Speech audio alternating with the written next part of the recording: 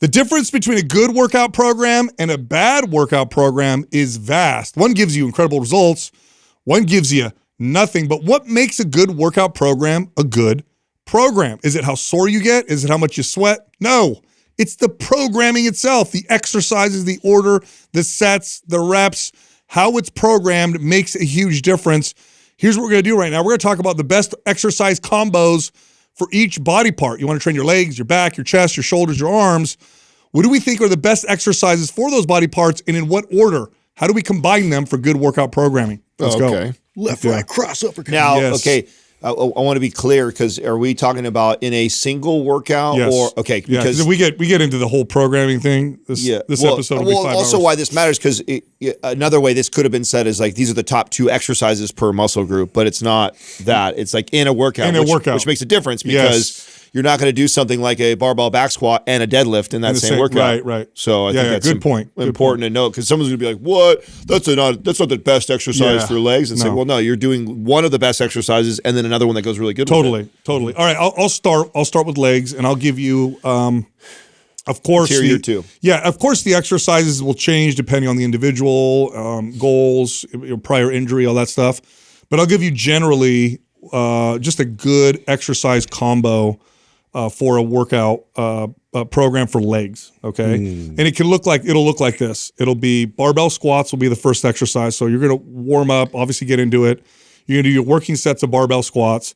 Then you're going to do your Romanian deadlifts, and then you're going to do your hip thrusts. Yep. Now, I can change the order if the person wants to focus on glutes. If they want to focus on glutes and they have a tough time developing glutes, I'll do the hip thrust first, and then I'll go squats and Romanian deadlifts. But those 3 in combination, phenomenal combination in one workout, I found. Not only that, but you could use that as your base, and then just every once in a while take one out and switch with something else. Yeah, good point. For example, maybe I've been barbell back squatting consistently for a couple months. And it's like, I'm going to get rid of barbell back squats for a period, and I'm going to go Bulgarians. Great point. So it's like, but still keep the other 2 the same. Or then I'm going to keep my barbell back squat, but maybe instead of like Romanian deadlifts, I do something like, what's our hyperextension or leg curls or something like that. And so just swap out the barbell back for front squat if I want to emphasize my quads more. I'm so glad you said that, Justin. I would love because I just gave a kind of a general hypertrophy muscle. Yeah, I don't disagree with that. He would probably put something functional, in there, like a lunge, well, I like lunges. Lunge or step up. Yeah, I prefer lunges mainly for the functional aspect of them too. Plus, it's addressing a lot of instability that I think that people need to really account for, which leads to further like dysfunction. By the way, with this combo, a front squat would be just fine. It is more anterior, meaning it is more quad than a back squat, but because you have the Romanians in the barbell, you're addressing the backside. You are, and so you could actually, do a cycle of back squats. And the reason why I say that is nobody does front squats anymore, and it's such a good exercise. Yeah.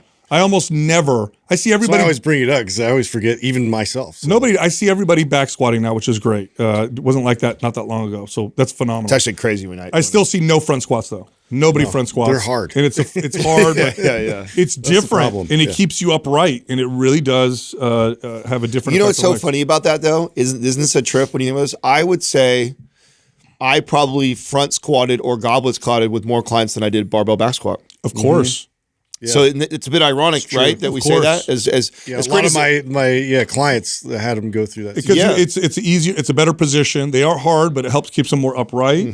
It's back squatting requires a little bit more, a lot more core involvement. So you're kind of targeting that thoracic mobility, shoulder mobility, all that stuff. Yeah, no, front squat is actually the first type of squat, and I would do it with a broomstick. Yeah, so interesting that we've made huge headway in seeing people barbell back squatting in the gym, which is awesome, and I would never want to shame somebody or tell somebody not to do that, which is amazing. But it's a bit ironic when you think about when you think about the programming that we did for clients or during our training career. I would say I did way more front squats, and you never see that. So there is still an opportunity there for the listener and people is like to get really good at that movement. And to your guys' point, it's like it's hard, it sucks, but it's where the good stuff. That's where the gold is, right? Is the things that are the hardest and suck the most typically is where the gold lies in programming, especially when you've been training for a while. Different story when you're brand new. It's like you don't have to do the hardest thing in the gym. Oh, you probably don't. It's not even appropriate for you. Yeah, oftentimes. And so you can get a ton of results from a lot of exercises that are not as good, which is great. You may as well take advantage of that. But for the lifter who's been lifting for a couple years, if you haven't ran through a cycle of I'm going to get really good at front squats, huge opportunity there to see tremendous gains in your physique and strength, stability, your core, all things. Totally. All right, let's get to back. So one of my favorite back workouts. I'm going to put deadlift in there for back? Yeah. Okay, yes, good. it's going to be deadlift, then to either pull-ups or pull-downs, depending on your strength level. So deadlift, pull-up, pull-downs, and then some kind of a machine row or a chest supported row where you could get them in the back. That combination is phenomenal. So I'm gonna go deadlift. I'm gonna go lat pull down, and I'm gonna do dumbbell row. There you go. I get a little bit of functional stuff with the rotation and the anti-rotation in the dumbbell row. I love after a heavy deadlift, like one arm over a bench. Dumbbell row. Yeah. So then I love to, after a heavy deadlift, I don't want to do pull-ups. Yeah. I'm just not gonna be able to get very many. That's what I'm saying. And so I like after a really heavy compound deadlift like that to just focus on the lats by doing a lat pull down. So I love deadlift, lat pull down, dumbbell row. Yeah, so I said chest supported row, very similar. Great combination, great pump. You get the whole back, exceptional workout. Yeah, deadlift obviously for sure. I like the chest supported row at the end too. So yeah, I would, and I mean I do like cables, like seated rows. That's great. And that's just one of those that because of the demands of like a deadlift being so much. Yeah, I tend to like lean. Yeah, deadlift is such a huge movement and garners so much effort that the following exercise or two that you do for back is that's why I said chest supported. I'm glad you said that, Justin, because someone may be wondering, well, why chest supported or why hand on the bench dumbbell rows? You just did deadlifts, and deadlifts really work the posterior chain. You wouldn't do barbell row in the same day you do the deadlift. Exactly. Right. If you did too much on the lumbar. So like, remember, go back to what I just said in the last series. This is great. That's a great foundational 3 movements, and then just pulling one out here and there. Well, if you were to pull out the deadlift, that now gives you the opportunity to put in a barbell row inside there as the compound lift, and that's what I would do. Something like that. I guess I forgot lat pull downs. I guess I'd probably agree with that because it's a little less demanding. Awesome. All right, next chest. Here's a great combination I love: a barbell incline press, a flat bench dumbbell press, and then an incline fly. I love that combination. I think it hits the chest fully. I like to focus on the upper chest, aesthetically speaking, but also from a functional perspective. I think it's great. Now, you can swap out the dumbbells for barbells on either exercise, but I do like the flat bench dumbbell chest press for the full range of motion. I mean, I'm changing the dumbbell fly for a pec deck or a cable fly. Okay. Just for the getting all the fully contracted position. You have about 3 movements there where I'm not getting that, and I just think that end to range motion squeeze on the chest is I'm also coming from a development aesthetic guy. No, I get it. It's not the most functional necessarily. 100%.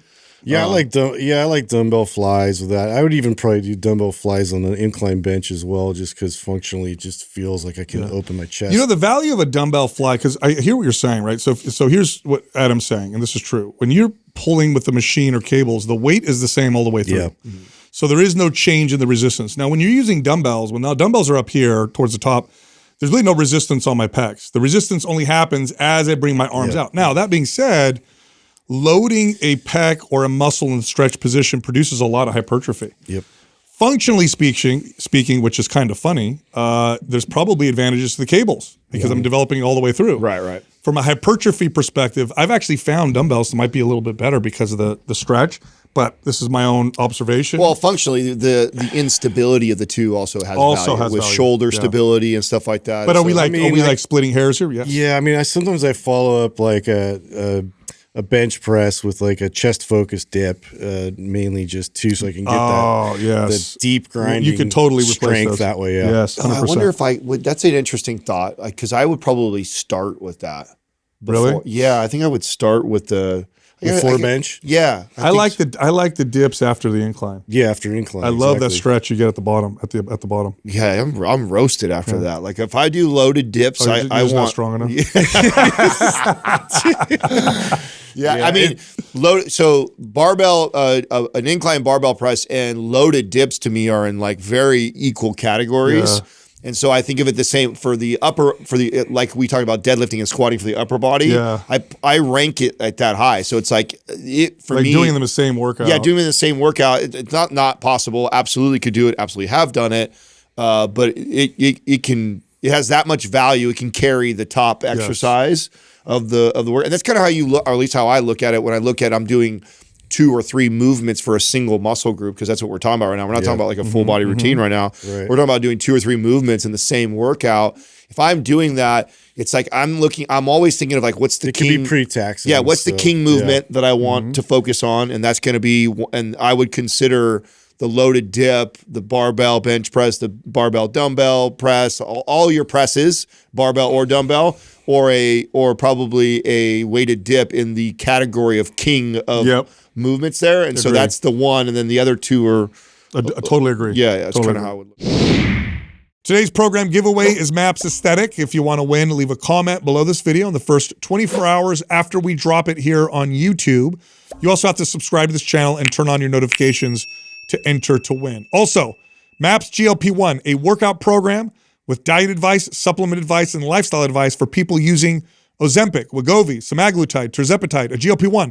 Maximize the fat loss, keep the muscle, don't lose the muscle. That's what this program is for. You got to go check it out. Go to mapsglp1.com, use the code GLP150 for the half off discount code. All right, here comes the show.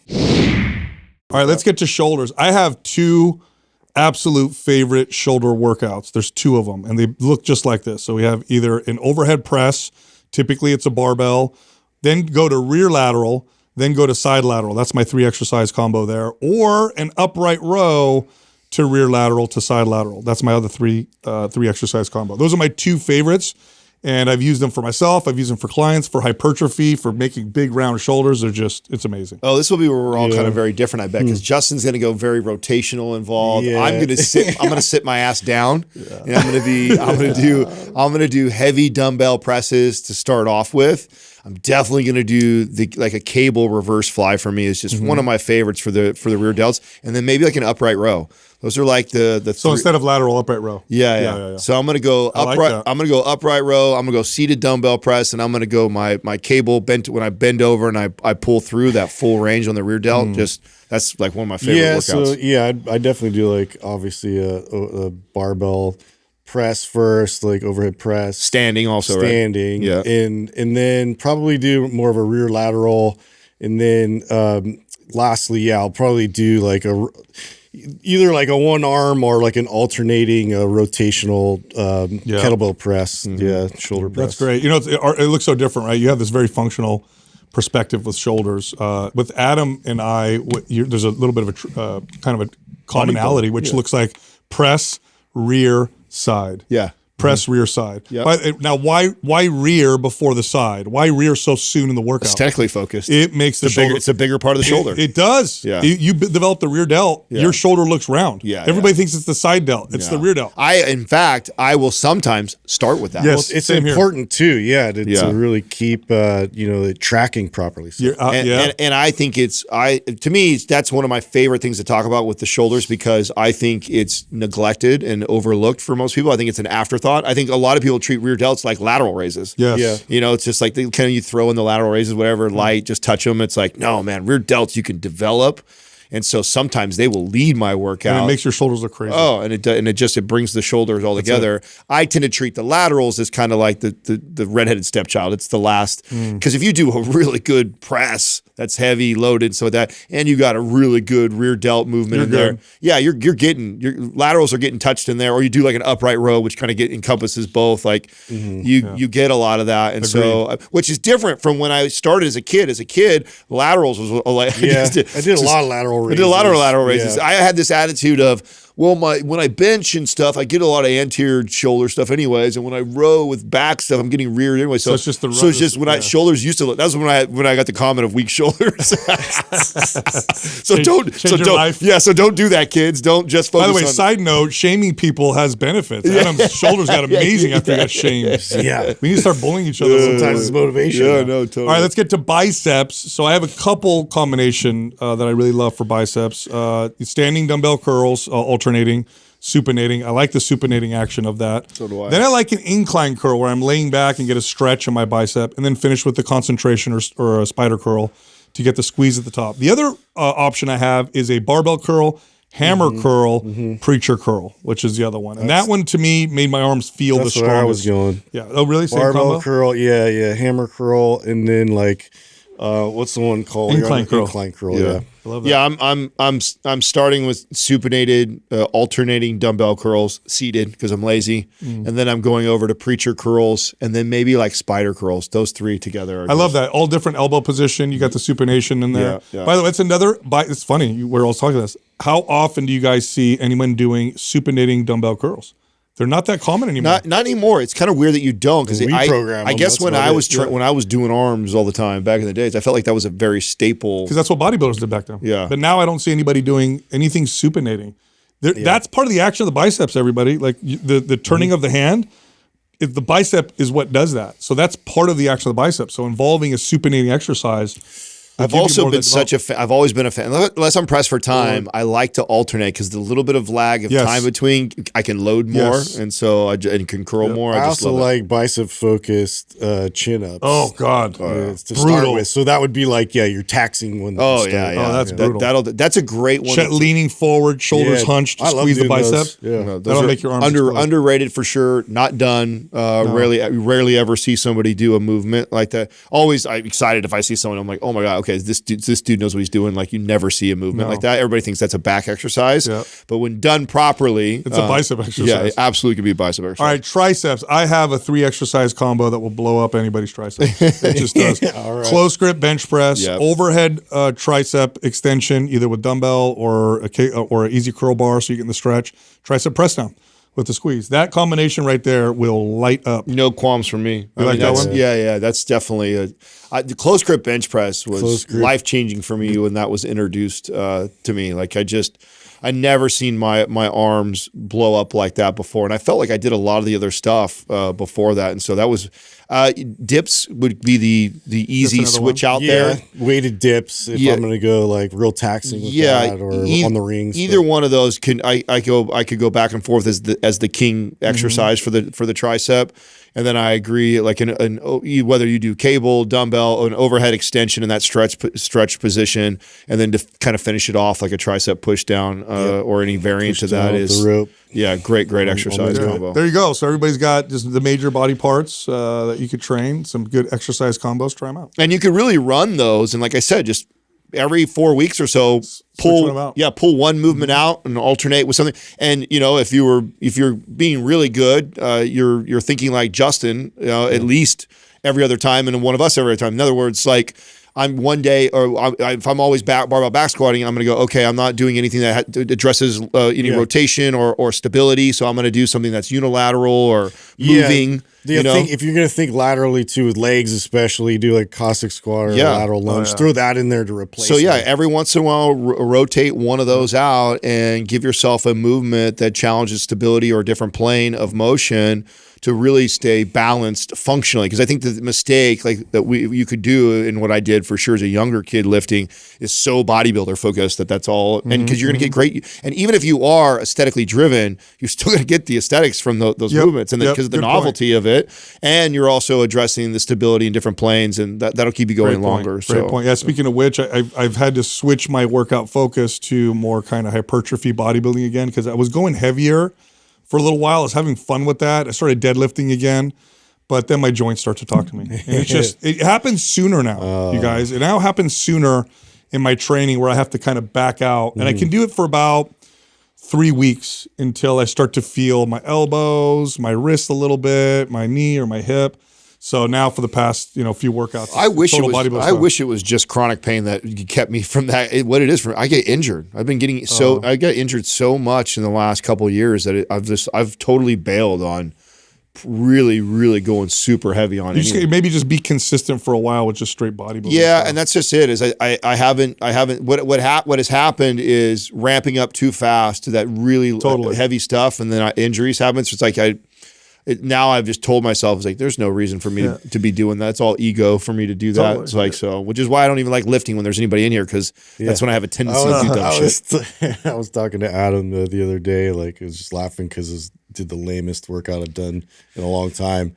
And it was just hip thrust, right? Yeah, hip thrust. I was like, Sal would be so proud. I wish I had a video of that. I shit on hip thrust all the time, and I was like, you know what? I've just been dealing with this chronic pain, like occasionally, and I'll wake up and I'm like, I got to really just focus on this, and then also to include other things to address this instability. So bringing back Bulgarian split squats, doing a lot more like Cossack squats, and kind of going through like a lot of these like, not big gross motor movement type exercises, but yeah, it was just funny. You're doing lateral band walks.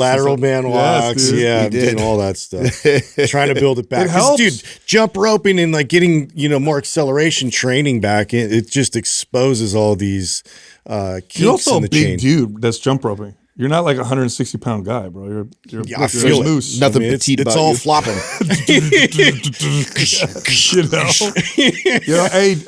You know what it is? Part of it is because people are like, oh, you guys are fitness guys. How could this happen? Well, part of it is that we have all this built up muscle memory and strength that when we go back to training heavy, the risk versus reward ratio gets thrown off very quickly. So I hadn't deadlifted in a long time, months, because I'd torn my hamstring. It was my first major injury, actually, in my entire life. And so I was like, I'm just going to take it easy. Actually, I'm going to skip this exercise. Didn't deadlift, started easing my way back into it. And I'm getting film for my series. And part of me was like, I'm not going to deadlift on my series because this is an exercise I'll get carried away with anyway, especially if I'm on camera. At least that's what I thought. And as we're going, I'm like, you know what? I'm going to start deadlifting. And actually what happened was the camera actually kept me in check. Because that's what I told you guys about my series. Yeah. When I was doing my series, I felt like it was a really good accountability for me to stick to what I said I was going to do and know what's best versus like what my ego would want to create. Well, I thought it would do the opposite. I thought because I'm on camera, I'm going to want to push the weight. But the reality was getting hurt on camera was a way bigger fear. So like, I'm not going to get hurt on camera. So I slowly watched Adam do that enough times. So you know what we did? So the first, I know. Like, I saw Adam do bro, that that. happened like 3 times, dude. Like, most viewed videos. Oh, yeah, God. a lot of virality. No, so we were pulling, and I'm like, you know what? I don't remember what I did. I went up to, actually, I did 3 plates, and then I went up to 4, and then I went to 4 and I like really eased my way up in the weight. And even this week, I took off. I'm going to take deadlifting off completely. So, but again, when you start to get really strong, the risk versus reward ratio starts to get thrown off, and it doesn't make a lot of sense to continue to push strength past a certain point. Like I'm not going to get a lot of benefit from going up to a 600-pound deadlift. I'm trying to fill in all the gaps. I'm not even close to that. I'm not even close to that. Maybe would work up to 3 plates. I'm not even messing with anything beyond that, because that's when any sort of injuries happen, is beyond that. Anything below that, and that's so. We forget, like, it's still good. That's such a good load to like, for if we're talking longevity or just overall strength. Yeah, I am not impressing anybody with those numbers, but let's be honest, like you don't need any more horsepower than that in anything you're ever going to do. And I got to say though, bro, there's like, I love bodybuilding workouts. I love having a good pump. Love it. But I love being strong. I love lifting really heavy more. Mm-hmm. It's just, of course, I could care less about the pump when that happens. I mean, that's always been my driver. Yeah, dude. Like if I'm lifting heavy and I'm just like, I got chalk on my hands and I'm just seeing what I'm moving, something and that's crushing me. And I just feel great. I mean, I get it. You guys were the ones that really kind of pushed me into that direction, and it was very addicting. It was super addicting. But I really have to blame you guys for all the injuries I've had. I didn't have no fucking injuries before that, dude. Nothing. You know what I'm saying? They never. Honestly, it's you were injury free forever. Injury free, dude. Injury other than like a That's real. Fine. Like, you do that. I blame you for my tumor. So we're even. Seriously though, it says a lot about. Dexter Jackson is one who's famous for being just like Yes. Chasing the pump, not lifting PR heavy like that. Right. You can build a hell of a physique through just good intensity volume training, and it does not. You push anything to a point, and you keep pushing it. You're definitely sacrificing longevity. Yeah, I think what probably, there's nothing like, there is this adrenaline rush you get when you pick something up really heavy that somebody else can't lift. There's something about that. It feels good on the ego. You also, I think what also was addicting for me when I went that direction was the gains did come on faster than probably anything I'd ever seen. Yeah. So that's also probably really addicting, is like when you're really pushing strength, you feel solid. It does, yeah. You do feel like it's a very loud signal that the body's going, we need way more muscle than we have. Yeah. And you tend to, versus, I really believe this, and it'd be interesting if there's studies to support this theory, is that, volume training will definitely like tell the body it needs muscle, but it doesn't seem to be as loud of a signal as you're going to lift something grinding super heavy. No. That almost seems like it's this super loud signal. It's like, we need a lot more. And the other part of it too is for the average person, the first few years of training, that's the most important thing you do, is you get stronger. Yeah. It's just after that, once you get to a certain level of strength, then you get diminishing returns. To go from, I can only pick up 100 pounds off the floor to picking up 250 pounds, exceptional. To go from 250 to 300, now the results start to wane a little bit. And as the higher the weights go, the more diminishing the results happen from it, and the higher the risk of injury, because you're off by 0.5% of your technique with 500 pounds on your back. Like that could cause severe injury. Because you guys kind of like have two directions that you'll kind of navigate with that. It'll be like heavier, that'll go back to like bodybuilding and squeeze and pump. You only have one direction. No, well, I realize I have two, but like what are they? So the other one is smashing things. So it's like that's the same direction, Justin. Heavy crushing weight or smashing, dude. Like punching something really hard, kicking something really hard. Jumping really high. Hey, one's crushing your spine, the other one's crushing a tire, bro. Both of it's crushing. I have two speeds, guy. Hard and hard. Harder. So what are you doing? Are you hitting a bag and stuff? Yeah. Start the punch and get some Muay Thai back. But like I think really it's just like the physical contact portion of it, because I don't think you guys realize how long I would drill, like just constantly like hitting and working on my tackling technique and working on just like smashing my entire body into things. So it's like you become like, that just gets ingrained in you. Like that's just like your operating system. It's so funny because that's your personality. That's how you text. We were talking about this yesterday. It's all making sense. Remember we talked about Justin having sex? Yeah. I'm surprisingly gentle and hard when I want to be. Calm down. Sorry, Doug.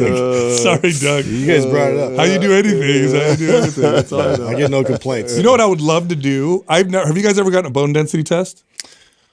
Doesn't it come on the DEXA scans? Is it not on there? I don't think so.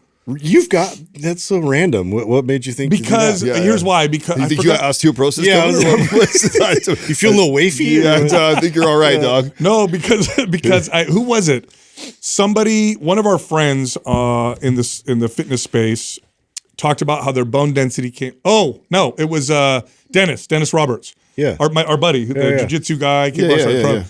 He got a bone density test, and he said that it came back, and it was like his bones are twice as strong as the average humans. Yeah. I believe and it got me curious because I've been strength trained since I was 14. Yeah, but he's also taking hits. Bro, nothing builds bone like you strength kidding training. me? Yeah, but he's doing both though. Don't you think that's gonna? Of course, all that contact, and he's also genetically a monster. He's a genetic freak too. Yeah. I'm not saying I want to compare them. I just am curious to see where my bone density is. It would be interesting. It would be interesting to see how you would compare to somebody like that who's not only strength training but also taking.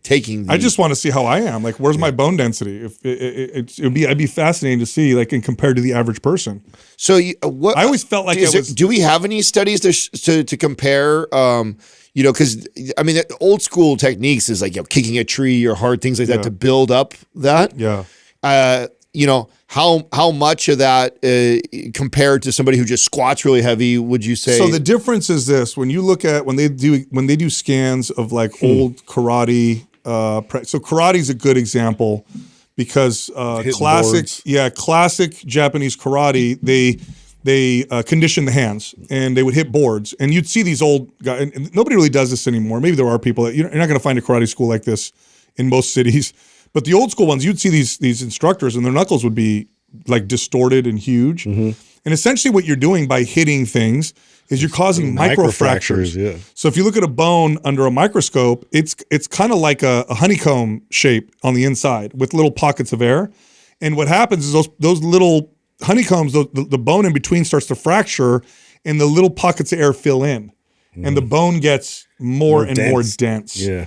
And so this is what you'll see in a scan of like a TIE fighter shins or femur, or And it's almost like they say like deadening the nerves, but you just don't really feel that impact as much. Yeah. So, but strength training strengthens bones as well in a different way. I would just be fascinated to see. That would be Because I don't know. I don't swim very well. That's what my excuse is. I have dense bones. Like in the pool. I'm going to use that excuse. Yeah, I'm a terrible swimmer. I just feel like my body's not like made for that. No, it's not. I don't feel buoyant. Adam's swims Adam's really like well. a boat, dude. Yeah, With his hollow bones. Yeah. like a speedboat. It's all that body fat. No, it's not. No, it's not, bro. But I would be Your long curious. torso. I would be very curious on that. Anyway, hey, I read something the other day. Sometimes I like to see what like the root definition of a word is, because I think it's very telling of what that word means, necessarily. Because I think... Give an example. So I'll give you an example. So I was reading the Bible, and in there, Jesus will refer to like the Pharisees as, you hypocrites. He uses that word quite a bit, hypocrites. That word came from the Greek word, and I wrote it down, and I'm gonna read what that word is and what the definition is. The word is hypocrites, which means an actor or a stage player. So hypocrite Pretending literally to be means something you're not. You're an actor. Yeah, pretending to be something you're not. So whenever actors try to tell you what to think, just know who you're listening to. These are all, Isn't that interesting? That is, that is interesting. But I think that's how we would call. I mean, that's really what you're saying about somebody who is a hypocrite, right? They pretend to be one thing. They pretend to be one thing and they're really something else. Would be how you would define that. So, because I'm always interested in when the root of something is different than how people tend to like it's morphed over time. Like the origin was something like that, but it's like, oh, that's interesting. We really don't use it appropriately. People tend to use it this way, but it really means some of this. And I have an example because I can't remember. Well, do you guys know that the word, how people will refer to a baby in utero as a fetus? Fetus literally in Latin means baby. So it just means baby. It's the same definition. Oh, interesting. See, that's a great example. Right? Yep. Yeah, there's an example of something that we... It turned into just like organism. We define it like it's a clump of cells. People use it like it's a clump of cells, where the origin of the word... Fetus literally means baby. Oh, wow. Yeah, it's just we've used it in a way that kind of takes it away from that word or whatever. It means the same thing. I find that more interesting. I find when there's a word that it's very clear what the origin was, and over time we've bastardized it or changed it, or we use it for something else, and then we all just agree. You know what I heard yesterday? We had Dr. Benson. We interviewed him. Yeah. Do you know what he said is politically incorrect to say now? What? Homeless. Oh yeah, homeless is politically incorrect. You can't say someone's homeless. Bomb again? Huh? We say bum again? No, you say hobo. No, I say bum. It's bum. I use it. Sal always corrects me. He's like, you can't say bum. No, because he was when he works in the ER, works in emergency, and if you can't say, oh, this person's a homeless. Like he had to be real careful Doug, about how he described him. So what do you call them now? Person without home? No, so I think what did you say, Dylan? Dylan came up with soften that. Unhoused and houseless. Unhoused. Why do we? What's the why? Why do we do this? Homeless and unhoused. We are so concerned about everybody's feelings. No, we're creating situations that don't exist. I don't think a homeless person. I don't think if you're certain people you're homeless. projecting. How dare you? I'm unhoused. Weird ideas. Yeah, I'm unhoused. Like nobody cares. These are people who have homes, who have nothing better to do, but try to make people feel bad for using a word that's normal. It's just crazy. That's weird. There had to have been something that happened pivotal that caused that to happen, right? It doesn't just happen overnight. So something happened, right? I almost feel like with a political. That's always the case. Yeah, you got a theory, Doug? You look like you're saying something. I kind of do. So you have a word that starts to have negative connections to it. So they just over time, they just create a new word. Mm-hmm. So I'm trying to think of a good example of that, but there are some words that inflation. Inflation. Yeah, how can you improve that? money grew. Yeah, exactly. Abundance. That's a good thing, dude. Anyway, did you guys bring the Megalodon tooth home? Yeah, Sure. Not yet. I have mine here. Oh my God, I got to bring it home for So my who son. was My that kids sent were that? so excited. Yeah. Someone. So it was like a fan, right? Yeah. It was Tyler's client, I believe, right? And he goes diving deep, Yeah. and he finds these. Yeah, off the coast. I had in the I had Atlantic, no like Maine, I think. idea their comparison to the great white. Bro, that's a huge. It's as big as my hand. It's like if you just like think about the size, the pure size, because that tooth it just dwarfs like a regular like great white. Well, Oh, Doug's holding one. Look at this. So you looked up, Doug, and you remember what the number was? How many of those are in that Megalodon shark's mouth? Yeah. 200 and something. There's So a lot. 200 and something of those, and that thing weighs at least 2 pounds. Everett told me it was like this one is 5 not 2 rows. pounds. The one I have Yours is prob- bigger, though. Yeah. So yeah, that's right, Doug. So mine's bigger and weighs His about tooth 2 is pounds. bigger than mine. So let's just say, you could say it's 1.5, whatever, but 200 and some of those in a 400-pound mouth. Imagine the power of that crushing down on something Well, first of all, wasn't a megalodon the size of a school bus? yeah. Yeah. So I he's not even going to bite you. It's just going to swallow it. There's no biting involved. I didn't even know that it was that big of a size compared Yeah, to unless a you're great a white. whale, like that's probably what they eat. Right? I actually thought great white was one of the bigger sharks. I didn't realize that. Well, megalodon doesn't exist anymore. So okay, that's why. Did you think of megalodon? Oh my God, Bro, I would never go in the ocean. Bro, we just covered the Hold other on a day. second. We just covered the other day that there's more undiscovered parts of the ocean hold on a than second. anything Hold on else. a It's like second, hold I on. know, and a guy's diving down and finding these fossils. That'd be This is the amazing, best dude. thing I've ever heard in my life. You thought thank God we cleared this up. Well, You thought megalodons were still swimming? I mean, I it's have no credit idea. that there are I did- giant up until this squid they're point, I finding. didn't know that there was one that existed that was bigger than a great white. I mean, I just assumed the Poor great white. Adam. They have Like, found giant squid though, and that was supposedly Bro, were you mythological. like about to we're not going in the ocean Yeah. ever again? Well, I don't know if I'm any be more or terrified. less scared of a great white versus that. You know what I'm saying? I think I'd be equally terrified. You know T-Rexes don't exist. I had no idea. That's an extinct. Oh man, that would be terrifying. I had no idea. Yeah, have you seen? There's giant squid that still exist that are massive. Yeah. Massive, bro. How big? How big are we It talking was about? like I don't know if it was Japan. It was off the coast of Asia where they've actually found and like pulled in. Yes, like sperm Serious whale giant will have squid. attack marks on them. Sperm whales are huge. Yeah. and they'll have suction mark attacks on them, and they'll measure the size of it. And Doug, look up how big these giant squids are. Yeah, they can go up to 43 feet and want you- 600 pounds. 600 pounds, bro. I want you But to I look mean, up. that megalodon is crazier. Well, than that, to right? the What was it? megalodon, But these exist actually Yeah, now. Well, I mean, they did at one point, right? Oh, they did. There's And, a I mean, who knows? mysterious They could be creature cruising that's- around the part of the ocean you guys don't know about too. So Yeah, with the be careful Loch how Ness. much shit you talk Okay. right now. You know what I'm saying? if you could look up a report, it's in Australia, like off the coast. They had found I think it was a great white that got like a huge bite out of it, and it was like they couldn't explain like what kind of creature could produce this huge. They didn't bite. think it was a killer whale. No, they didn't think it was a kid that was bigger than that. So maybe a megalodon is swimming come around on. somewhere. Well, there's still. been a couple reports like that there's like off the coast. He's gonna that- keep proving this. I know. I'm How trying do they to throw know? you a bone, but like I did read something about that. And So what? Give me what? so more of the story. There was like one of the tracks. So they had like one of those trackers that they put on for scientific research, and it swallowed it. Like, because the thing is, like, something swallowed it and brought it down to the depths of the deep ocean, and they don't know what it was. Oh, really? Yeah. Oh, really?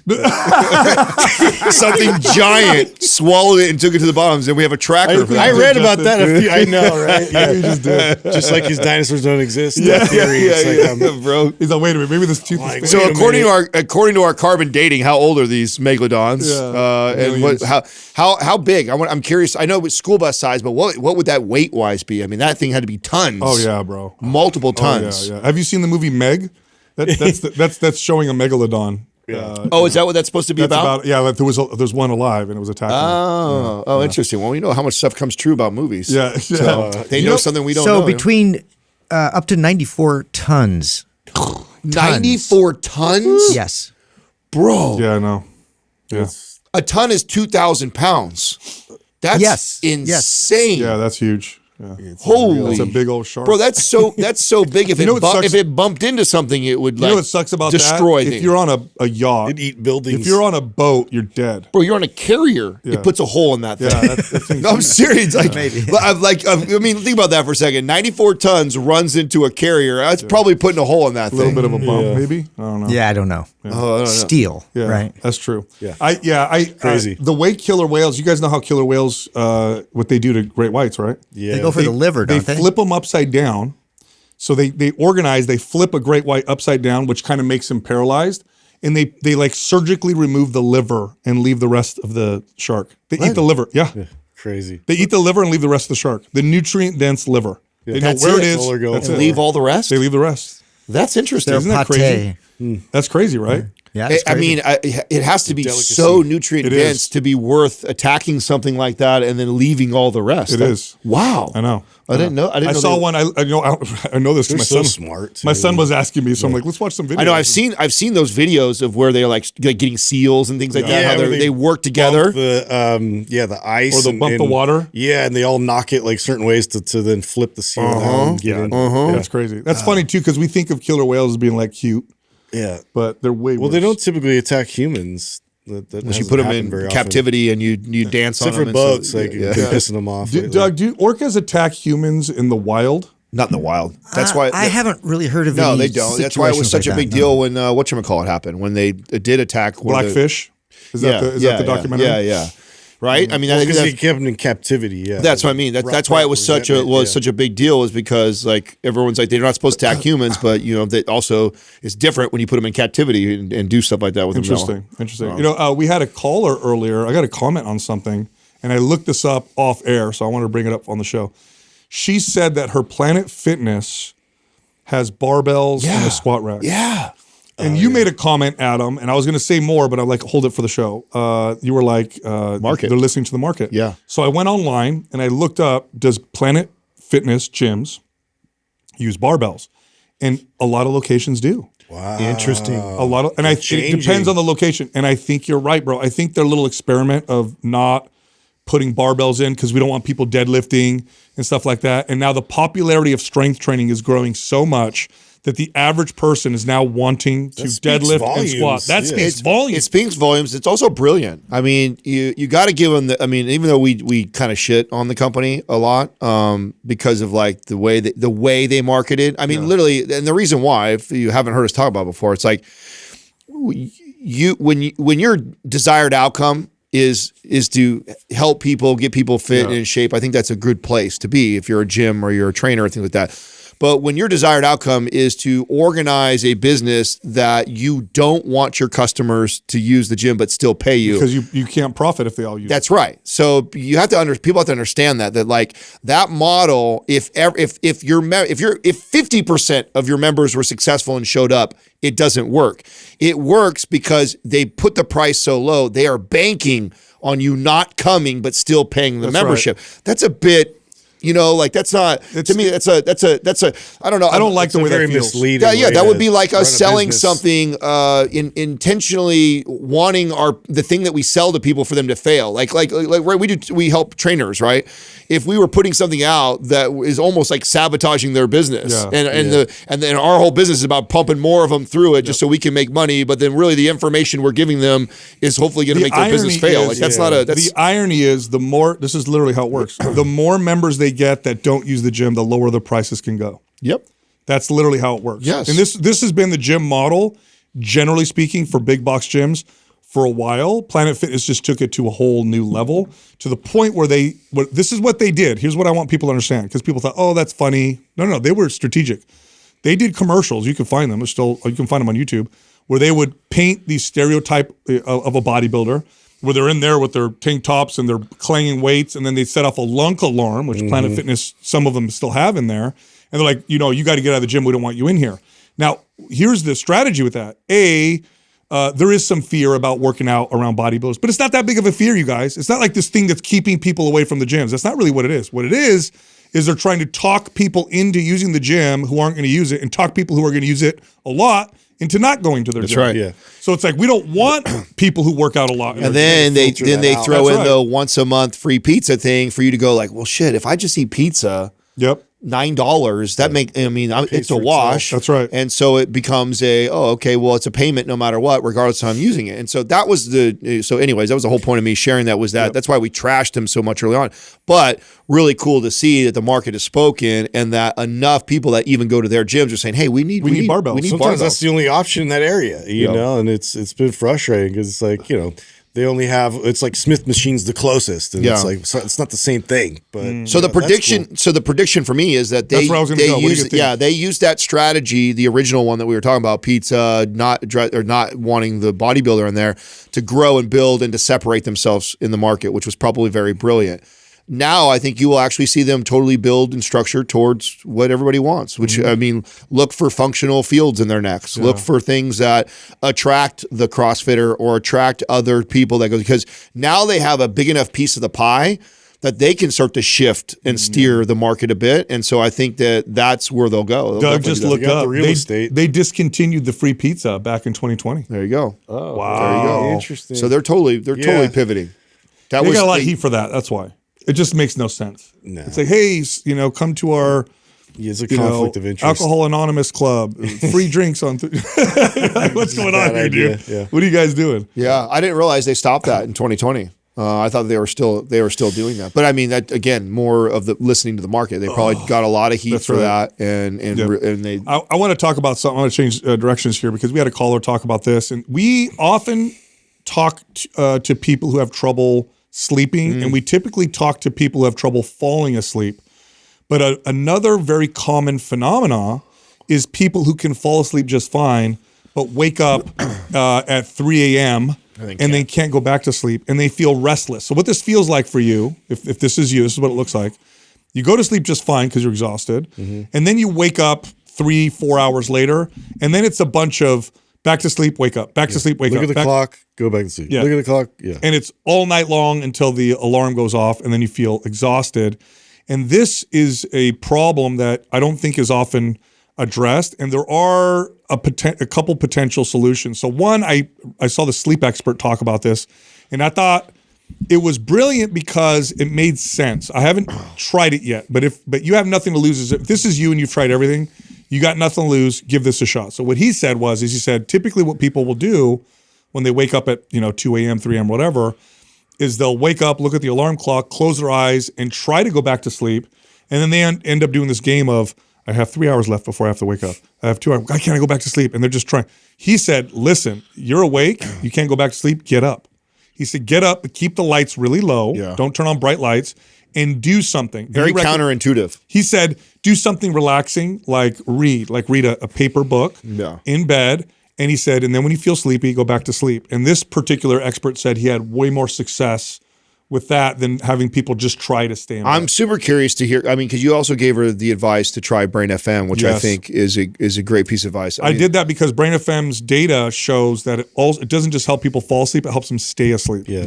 And so if you play this in the background, either in headphones or I know they say that they don't say do this, but it works. Is you play it in the background throughout the night, and it helps. It helps people stay asleep and not wake up. Yeah. So it'd be interesting to see if she goes and applies those two things and if one helps her more than the other. Yep. But she hadn't tried Brain FM. So, I mean, she had done a lot of the other traditional things. So I'm actually really excited to see Brain because I don't know, every family member, friend, person dude, it that works strangely I've introduced that to, I've never met somebody who says, oh, it was negligible or I didn't notice the difference. Everybody knows the difference. It's literally how much of an impact it's made, and some people it's dramatic. That's what I use on planes every time, every single time. I use it on a plane, and it's like makes a big difference. So anyway, I read a crazy story about Al Capone. This is totally out of left field, but it was an interesting story. I looked it up to make sure it was true. I love old gangster stories, dude. This is a trip. So trip off this, right?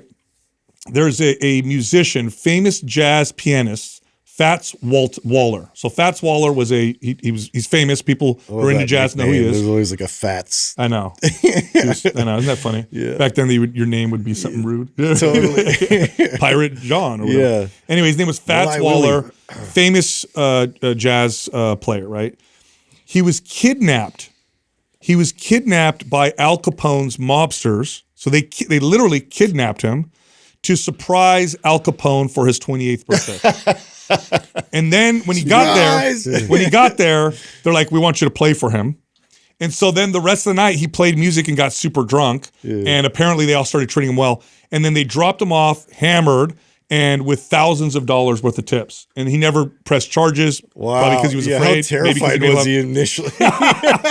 Bro, they literally kidnapped him for his birthday. Happy birthday, you know? Yeah. Take off the blindfold. You're going to play right now. Play now. Song. Play. Isn't that crazy? Tommy guns. Isn't that wild? But he earned thousands of, so they, of course, they tipped the hell out of him and just paid him a lot of money. And I guess he got into it, and his story is that he had a good time. Yeah. Could also be he was scared. But, whoa. That is a random. What are you following or paying attention to where something like that comes up in your feed? I don't know. That's a really. I think I just click on this stuff and more of it pops up. Yeah, so I have no idea. I went to a couple of those speakeasies when I was in Chicago. The real one? I wish we had stuff like that here. It's so lame that we have a city and we don't have stuff like that. I think San Francisco has one or two. They have different kind of speakeasies. I love that kind of history. Be careful where you go. Yeah. Might walk into some. No, you're right, dude. It's not like what Justin's talking about. We need more of those. Where were we all together where we went to one that I really... Austin. Oh, was it Austin? It was Austin. Austin and they organized it like a speakeasy. I remember that one. Deloney told us about that place. Was that him? Yeah. And it was like this. It had no signs or anything, and you could go in there, and they played like jazz and stuff. I love that lounge. I mean, it's kind of similar. I love that lounge feel of a not like a bar. That's my ideal kind of bar where it's more of like a cocktail. Yeah, and you're sitting that place that we went together, Doug, Vesper. That's in Willow Glen. Well, what's great about it is that it really, I don't know, induces the conversation because, and this is, I've even found this from my own house. This is why I love playing jazz at my house when I have company, because I like music. I love music. We all love music. But even my favorite music I like to personally listen to is not conducive for conversation. Yeah. Where instrumental stuff. It overpowers everything. Yes. Yeah. Low level instrumental stuff in the background that's easy listening. It I don't know. It creates that environment of good conversation and talking versus, listening to words in a song. And so when I have parties or have people at my house, it's easy. You guys would love Chicago. There were so many jazz and blues clubs like that were really like unique. And, you obviously had to know somebody who knows how to get in there. And, I remember seeing like BB King's daughter, and like there'd just be random, really cool artists that would come through. I like. I would love to have something like that. Like that's like a dream or a to own. Yeah, I would love. It doesn't need to make money. Literally, just needs to just pay for itself. Can we have a gym first? See, I would rather have the speakeasy. Oh, come on. You guys got to give me a gym or a supplement gyms all around us. And plus, the gym is work for me, dude. Being in there will remind me of work. Yeah, I need a separation. And I'm not saying I wouldn't like a really cool custom gym too, because I just had one dream. I want either a supplement company or a gym. You dream about doing more, building more work around your work. That's like that's not the dream though. I just want to having like a private, like elite club that you have to knock on a door, be invited by somebody that that you have it's a cool place to hang. Special artists because you got connections and relationships with people that come in and play for a small intimate group of 50, 60 people. Like, good food and stuff. I would love to do something like that. That would be kind of cool. Dude, did you guys hear about like what they're doing for Stranger Things for this last season? No. I got so excited, dude. What? So each episode is going to be anywhere from like 90 to 120 minutes. So longer. So they're treating them like movies. Each is a blockbuster movie, 8 blockbuster movies back to back. Now, are they all back. Connected or are they all Yes, separate? they're all connected. And it's all following the same like storyline. Like they're trying to go out with a huge bang. So this is interesting because this is something that I actually think podcasting is really what has sent media and stuff in this direction, that we historically have had these like sitcom short attention span things, and we're proving that we enjoy these longer form storylines, longer, more complex storylines that you can really follow. Because when it stops, it's like, that sucks. I cancel my Netflix.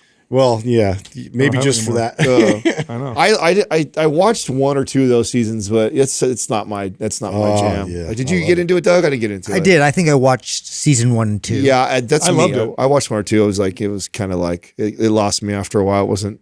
I mean, I get it if that's the stuff you guys are into, that type of stuff. It's Yeah, I'm not. Yeah, Totally. I won't keep it. Whatever. Yeah. I got to talk about. Have you guys noticed this? Well, I'm into it, so fuck you guys.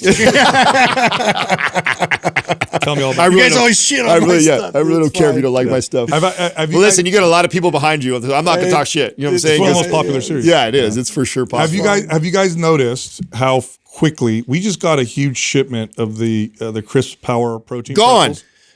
I went yesterday to Yeah. get some for myself. I Gone. can't. I do not like. In Our fact, staff Jerry. When crushes you listen to this is like part of the deal. I thought we talked write our about names this. on 'em.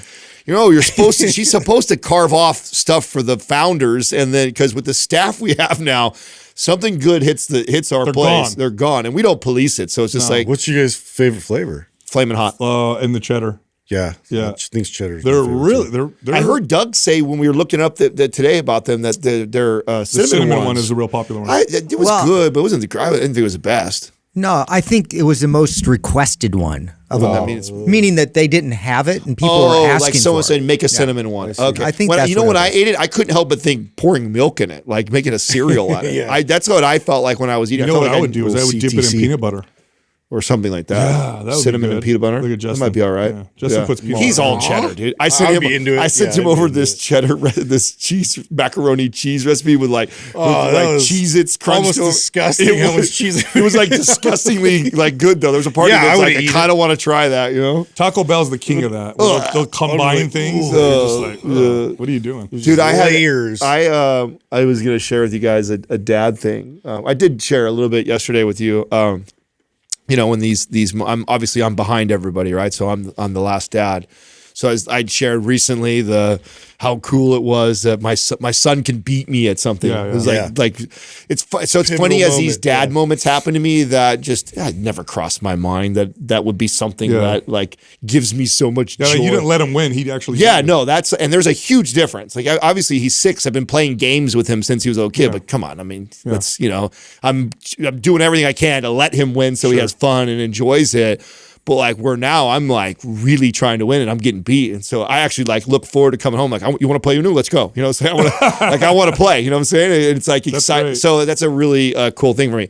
Thing I was bringing up though, it's which is also interesting. I shared way back when how watching certain shows on TV changed for me because if I saw like a kid, a child get taken. I was watching remember I told you guys I almost cried. I was watching a medieval show where they Yeah. took the firstborn son. Oh, I can't do that. And it's like how weird. It's totally different now. It's weird how something like I mean I'm 40 something years old, so I'm pretty aware of my personality, things I like, things that affect me emotionally. So when new things that I would have never thought of, driving home yesterday and like fighting back tears listening to Katrina talk to me as she's reporting back I didn't make the Zoom call, but our school does Zoom call like parent conference stuff to go over your son, and she's like literally repeating back to me like everything the teacher said, and like hearing a teacher talk about your son is like their favorite student in the class and for all the reasons, and then also to commend her parenting because it's just like, oh man, it took everything for me not to cry like listening to that, because I think, as a parent, you're always thinking of like there's part of you, at least I think everybody is like, you're going to screw something up. What are you going to miss? What are you not going to do enough of? What are you going to overreach on? Like and you're just hoping you get it right, that the kid's not a fuck up, or he's not this bad kid, or he's not like, I mean, listen, I hear it. There's other kids in the class that I know that, like it has a reputation of like, oh, that kid's always I getting. feel bad for parents. I do. And so there's a part of me, I'm like, oh man, if that was me, like I have a close friend, and Some kids are just bro, it tore me rambunctious, dude. or this, I couldn't like. She talks about. She's like, it's so Rebellious. cool that because again, another thing that this school does, I really like. They do all these things to include not just the education part, but the life skills things that they include. And I feel like every teacher parent conference, I learned something new. And this teacher, this new class he's in, she intentionally rotates their seats all the time, purely out of to put them in uncomfortable situations and have to meet a new kid and befriend. And she just talks about how every time, that she's like, everybody likes him. Everybody wants to be friends with him. And then Katrina's like, well, that's all great. She goes, but our concern, we don't want our son to be a pushover. And she said, oh, no, he'll tell you if he doesn't want to do something. And she goes, that's one of the things that we love about, he's so self-aware. Like he will communicate to another kid, like, yeah, I don't want to play with you, like, or you're too rough. Or, and she's like, and he's so sweet and nice about it, but then he's also so assured of himself and that's great. Oh man, just melt me inside. And I know, like, my heart breaks for when you hear the stories of these kids that the parents have that hard time with. Or I have a friend who they got their report from their teacher, and they said, like, yeah, sometimes she sits all by herself and nobody. Oh God. And I told Katrina, I'm like, I don't know what I would do if they reported back to me that my kid is sitting at recess lonely. Like, I think I would want to pull him out. Yeah. I almost feel like, I'm like, and I don't even know if that's the right thing to do. I'm like, if I heard that nobody wanted to play with my kid and he was all by himself, and to think that I'm putting him in there for 6 hours a day or whatever,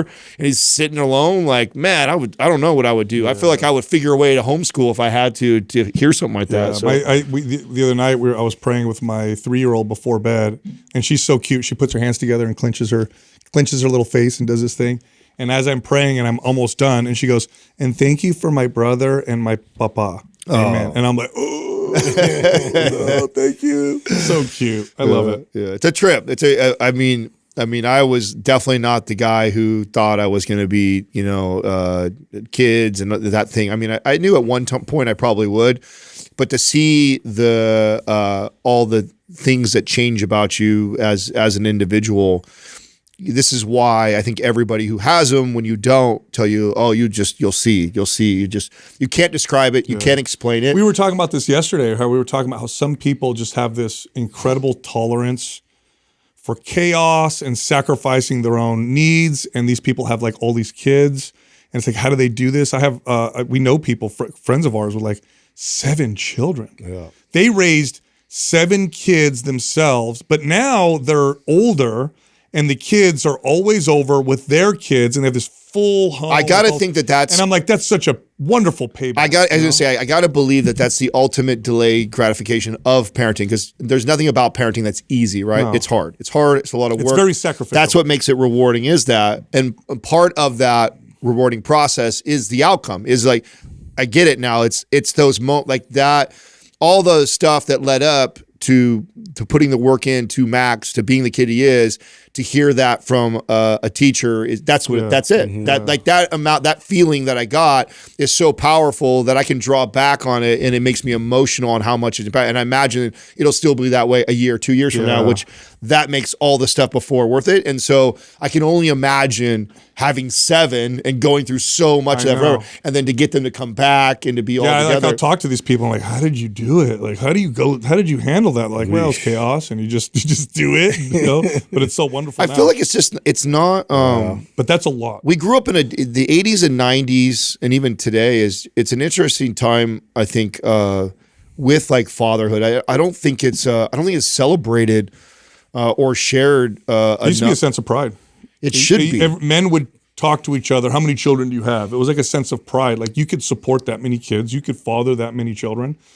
And somehow society has convinced us that it's this, oh, you have 4 kids, you got no life. Oh, you must not be able to. Boy, life must be tough for you, type of deal, which is, it's kind of wild. It's wild how it's been sold that way. It's so to wrong. People. It's so, because all of the other things, and admittedly that in my 20s that I think I chased after, are so short-term and unfulfilling. Even, I mean, I've done a lot of cool shit. Yeah. And in the moment, those things, I still will go, oh, that was a blast, or that was fun. But nothing in comparison to a moment like yesterday, like that. It pales in comparison. And so, yet we everything in the movies, everything we talk about, a lot of the stuff that we drive to, the people that we follow and admire, are always talking, sharing, or showing off all these materialistic things that we tend to celebrate so much. When it's like, oh man, if you only knew the fatherhood thing is a million times better than the coolest thing that you could It's think to of the right point now. now when I meet another dad and I hear that they have kids, and especially if I see them being involved with their children, like immediate respect. I don't care about anything else. Like immediately, I'm like, yeah, respect. Well, it's fun to see, especially with like a group of friends where, you know, they've been single for so long, and all of a sudden they're having a kid, and then they have a kid, and it's like just to watch the transformation, not just of them having a kid, but their own personality, their depth, their growth through that whole process. They change, and it's like usually and pretty much always for the better. Yep. And it's just like you just see that that experience, and then you reflect on what it's done to you as an individual, and like how you've changed and you know your place in this world. What do you guys think? What do you guys think? Is it the parents that it doesn't do that to? Obviously, we're like, there's obviously shitty parents, right? There's obviously that situation. So if it was so impactful for all of you, right, and you know what that feeling like, it was.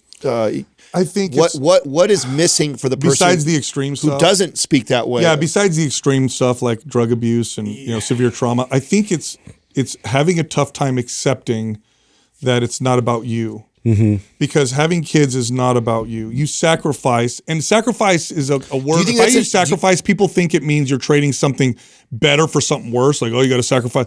No, it's a worthwhile sacrifice, but you have to accept. It's a trade, and it's a way better trade. Yeah, you accept. Like, you have children now.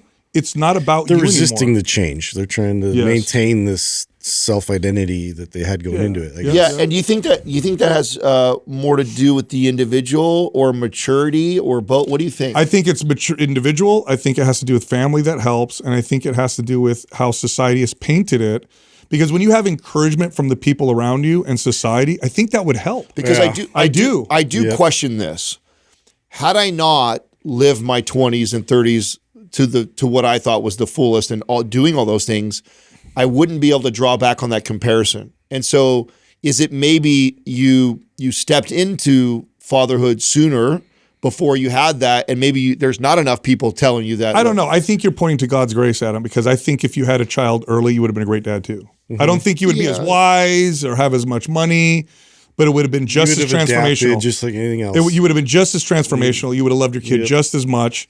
So this whole myth of like, you got to be ready, and there's an element of truth to that. Don't get me wrong, but accept that it's going to be a long season of it's not about you, and so you can't do the stuff that you did before, but it's worth it. Yeah, but to Justin's point, like, do you think that? And let's not use me as an example because I agree with you. I think not having my dad probably laid the roadmap for how I was going to be a dad probably early on, right? But if I didn't have a lot of experience, or somebody else like me didn't have a lot of those experience before, would they wrestle a lot with oh man, but to get to do the Vegas trip, and I always wanted, and I'm not going to do that. Oh, my boys are all flying doing this, and they're constantly wrestling with that. I'm missing, FOMO of my young buddies that aren't married, that are all doing those things, and I'm married with kids, and I'm missing out. Again, I think it's a perspective. I really do, and I think if we had more societal support, community around. Yeah, like if you're a dude in your mid 30s and your buddies are going out to Vegas and you're at home and you got 2 or 3 kids, I think it would speak volumes if society was like, dude, your buddies need to grow up and good for you. Right. Versus they're missing out on what you get. Versus you media is constantly telling you you're missing out. You don't get to hang out with all these chicks. You don't get to go, look at all your money is tied up in these kids, and oh my God, it's so hard. And then you're at home and you're thinking like, that's true. Like, this all sucks because you're just thinking about it. That's what I think it is. Yeah.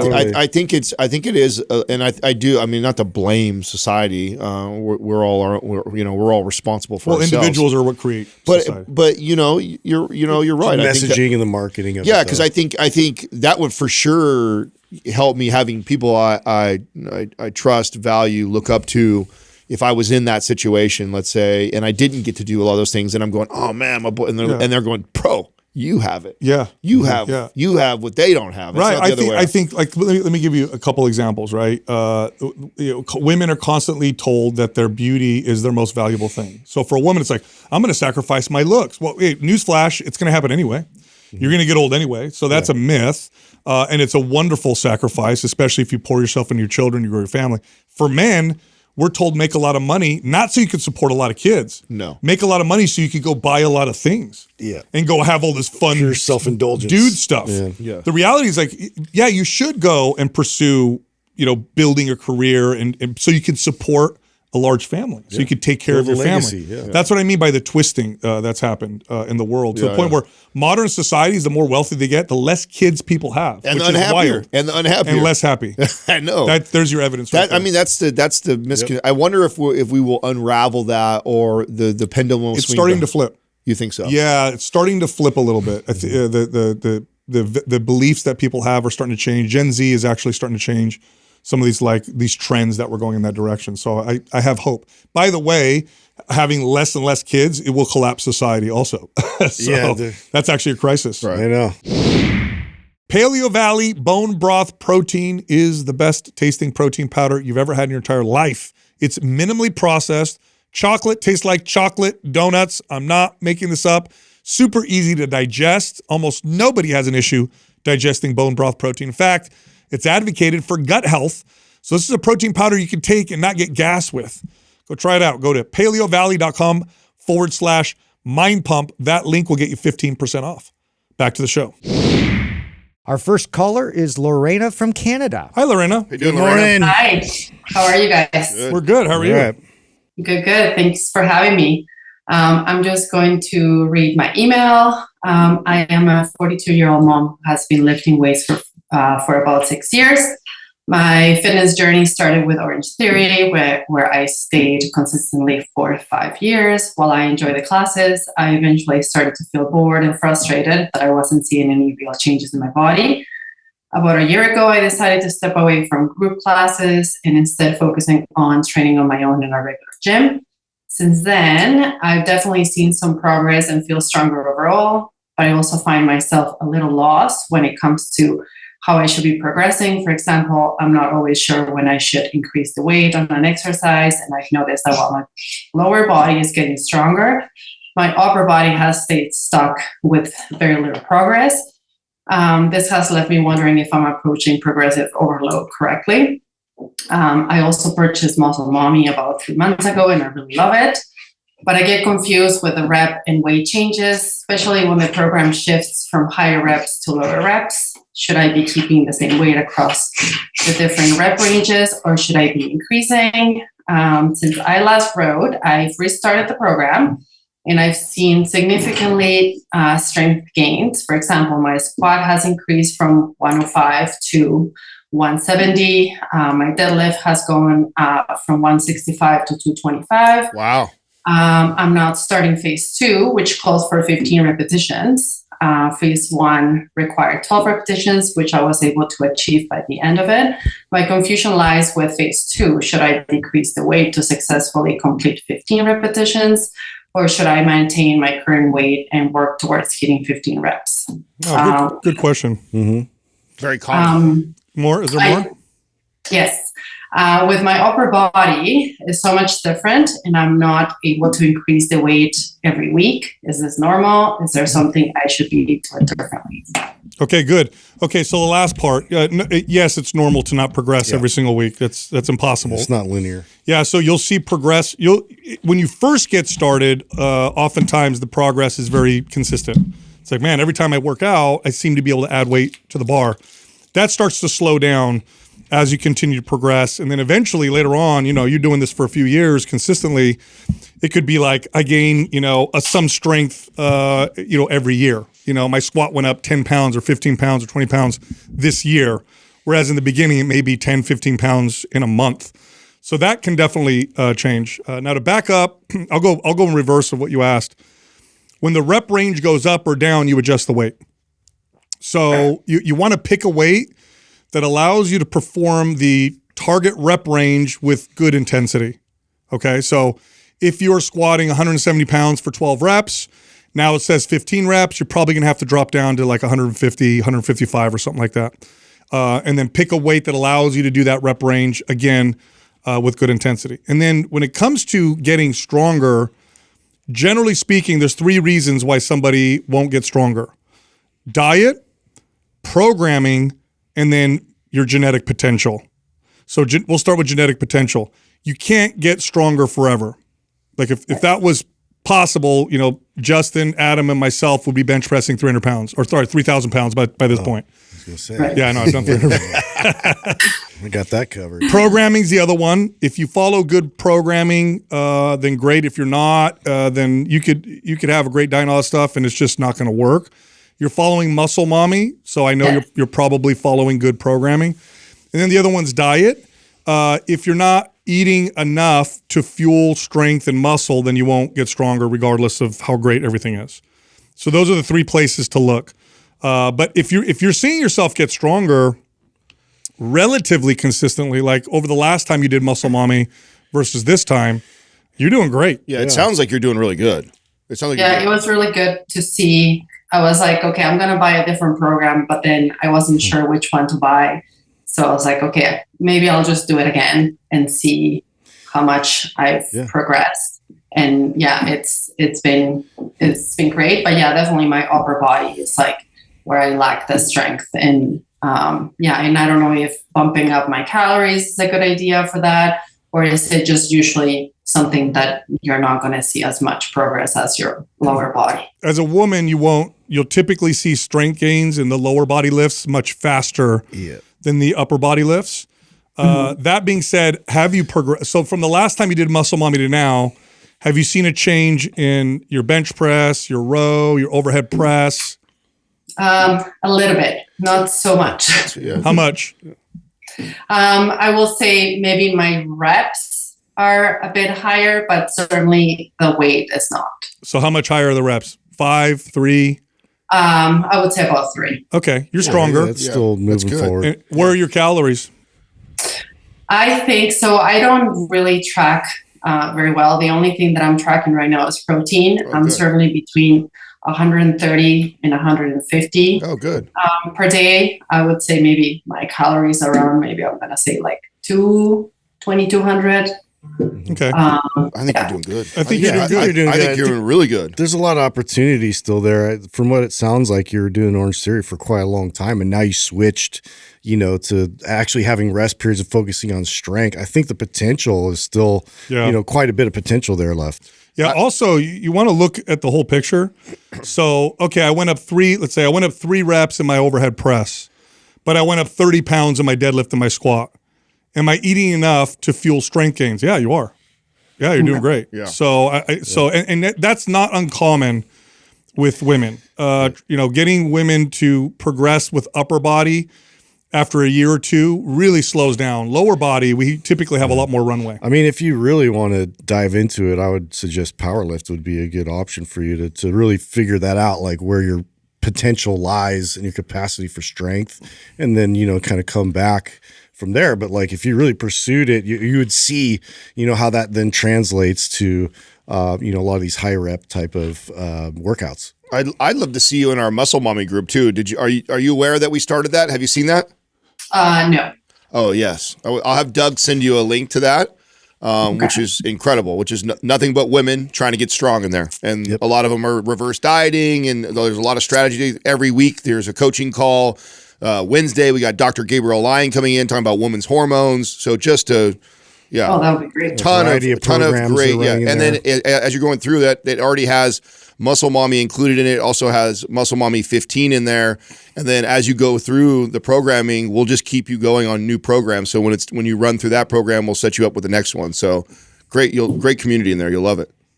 All right. No, that would be great. Yeah. I have one more question. Yep, sure. So since leaving Orange Theory, I've caught back in my cardio, like by a lot. And I'll sometimes add in like a HIIT workout about twice a week. Do you guys recommend that? Like, do you think HIIT cardio is better than HIIT with weights, or like what's the recommendation? Okay, so what's your goal out of this? More stamina? Yeah, and I guess, I don't know, I feel a little fluffy after not doing so much cardio. So a better strategy would continue to lean in the building the strength and not worry about the HIIT cardio right now. And then after we build your calories up, say 2,500 calories, then go into a cut, then introduce HIIT.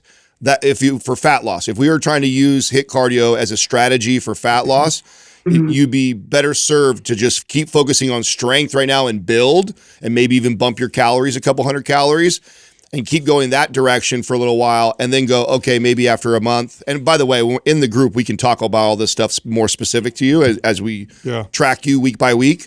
And then we'll go, okay, great. We've got our calories up to 2,500. Now let's start to cut down to 2,100 calories.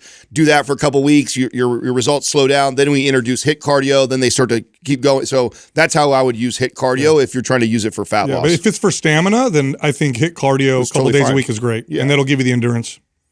Okay. No, that sounds great. And then, so what you're saying is like power lift would be a good program. I think if you want to get strong, absolutely. Yeah. How far you're in? What, phase 2 right now of Muscle Mommy again? Where you? Yeah, at? I just started phase 2. Yes. So go through that all the way. Yeah. We'll have Doug send power lift to you, so you have that. But Awesome. but follow Muscle Mommy. Follow that through Then the rest of get in the the program, group and then and- get inside the yeah. group, and then we'll take you through power lift. And is power lift like 3 or 4 days a week, or how does that work? I think it's I want to say 4 or 5. I don't know off the top of my head. Yeah, it's about 5. I believe it's 5 days a week. It's powerlifting focused. So the main goal is stronger at bench, deadlift, and squat. Yeah. Okay. Perfect. Yeah. Awesome. Awesome. All right. We'll Thanks see for you. We'll calling see you in there. Guys. All right. Thank All you. right. Thank Bye-bye. you. Yeah, it's good. Good question. Yeah, that's typical for a woman. You'll see the lower body continue to progress, upper body start to slow down. But if you're progressing, you're progressing. And like I said earlier, the 3 things are genetic potential, which takes a while. So that's typically not it unless you've been doing this for a long time and you're hitting some great numbers or whatever. Diet and programming. Those are the main areas. Other things can play a role, like Rest sleep, and recovery with the yeah. programming. What for sure. what is this? What is the science on because women have this like the same potential in the lower body, but they have like 1/3 the potential and I forget what it was. That was it. Is it muscle fiber density? Is it the type of muscle fibers, or why is it that women? Because I had female Definitely clients genetic that difference could there. squat, leg press, it's in a lot of my men. So the potential for your lower body for women is I believe as equal as far as the percentage It's that they pretty can close grow anyway, as yeah. men, but then upper body I believe is 1/3 the potential. Yeah, so men still have a higher potential for lower body, but they're closer to the male potential with the lower body and the upper body. And it has to do with muscle, like you said, muscle fiber type, central nervous system, output, structure, bone density, hormone. I mean, there's a lot of factors that play a role in that. But yeah, if you look at like overall potential as a percentage of body weight for lower body, men are still much stronger. Yeah. But women are closer in that than they are with Yeah, lower body. I thought it was almost equal for the lower body, but I know that what I've read when it comes Upper to upper body's a body, big it's gap. like 1/3 There's a of the huge gap potential. there, yeah. yeah. Our next caller is Brian from California. What's up, man? How you doing, Brian? What's up, you guys? Thanks a lot for having me on. You got it, dude. How can we help you? Well, first of all, I just want to thank you guys for everything you do. I've been a listener about 5 years, and back in 2020, you guys helped me put on about 20 pounds of lean mass. So, Yeah. yeah, and I've been able to maintain and even get a little more since then. So, anybody listening, like these guys are the real deal. That's no awesome. gimmicks. Thank you. So thank you awesome. guys. Thank you. How can we help you, dude? Boom.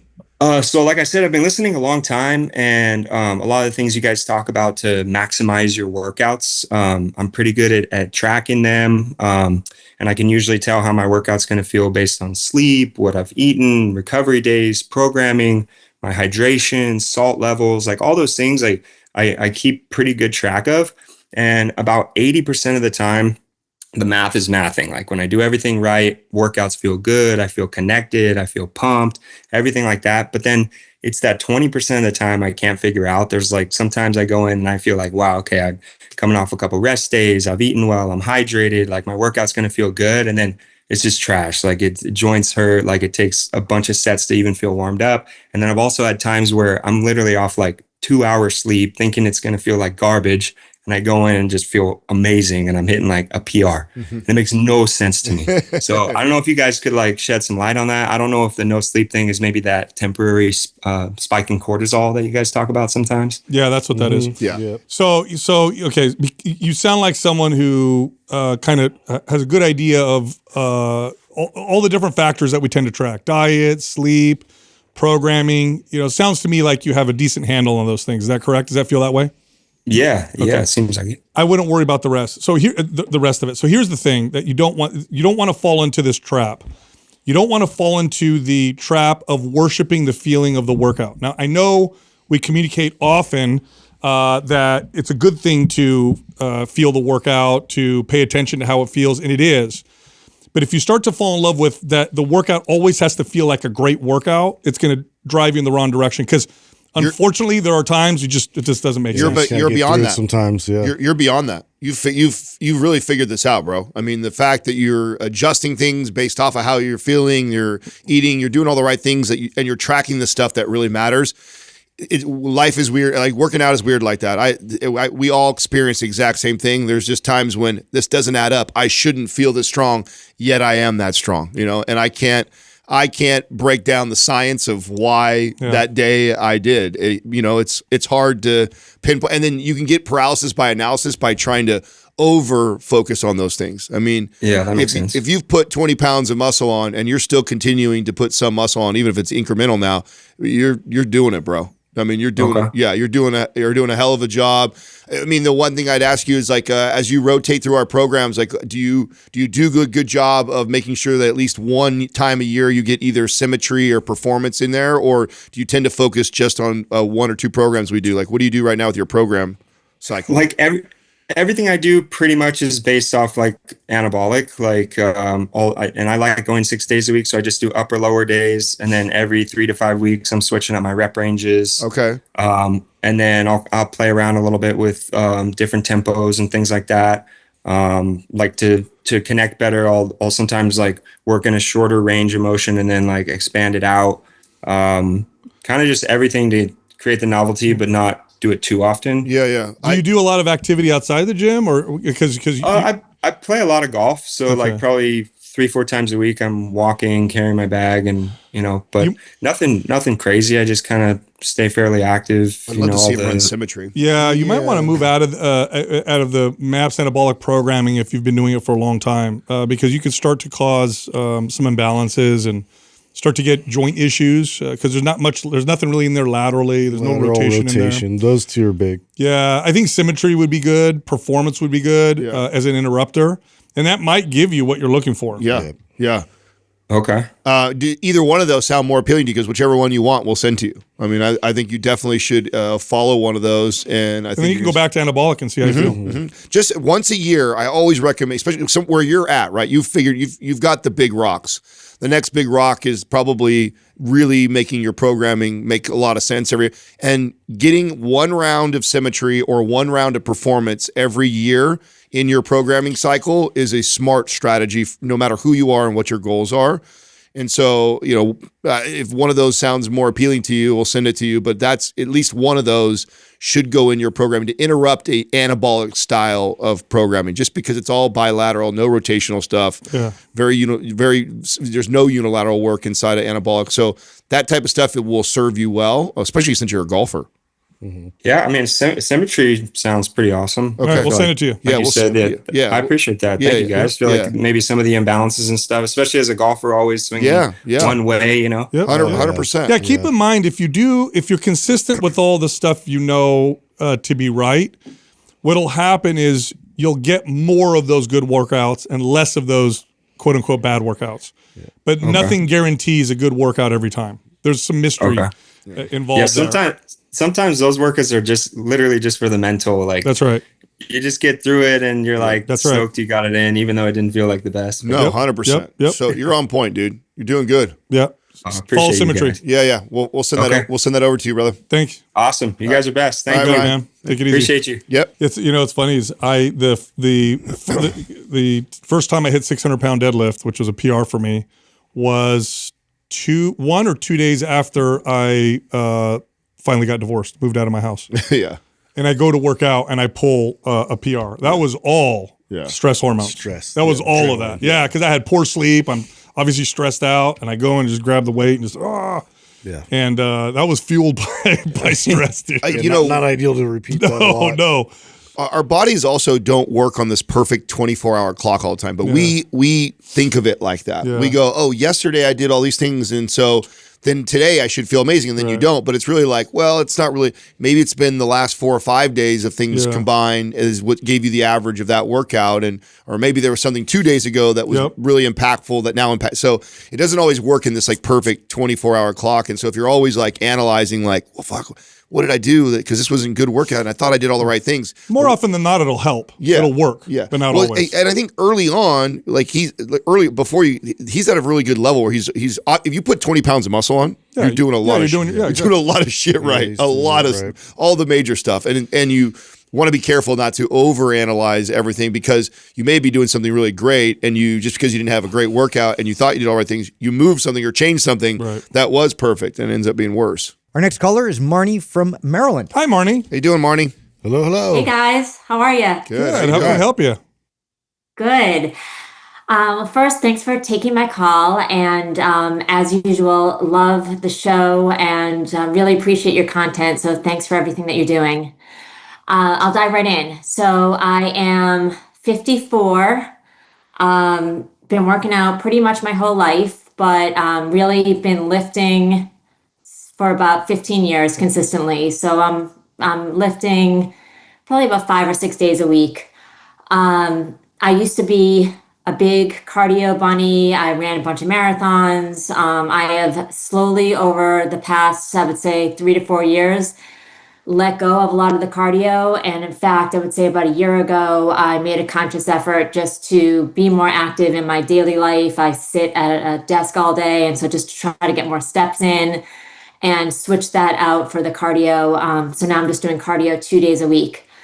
All that to be said, also the same time that I really made a conscious effort to lessen the cardio, I was in the full throes of perimenopause and was seeing a lot of weight distribution, not a lot, but like some weight distribution, moving to like my middle area. And I just felt kind of out of sync and out of whack.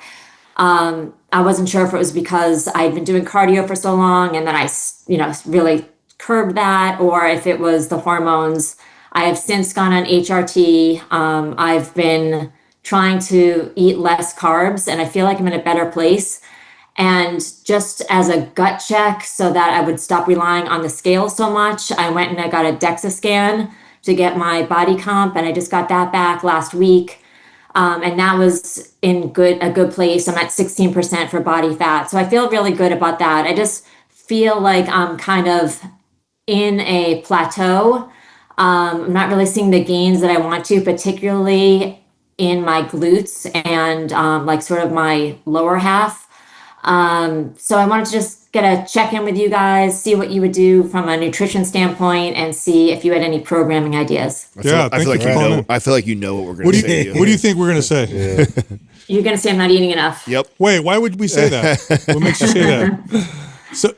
So Marnie, how long? Because when you wrote in, it said you had wrote that your body fat was 11 to 13%, and what did it go up, or was that a guess?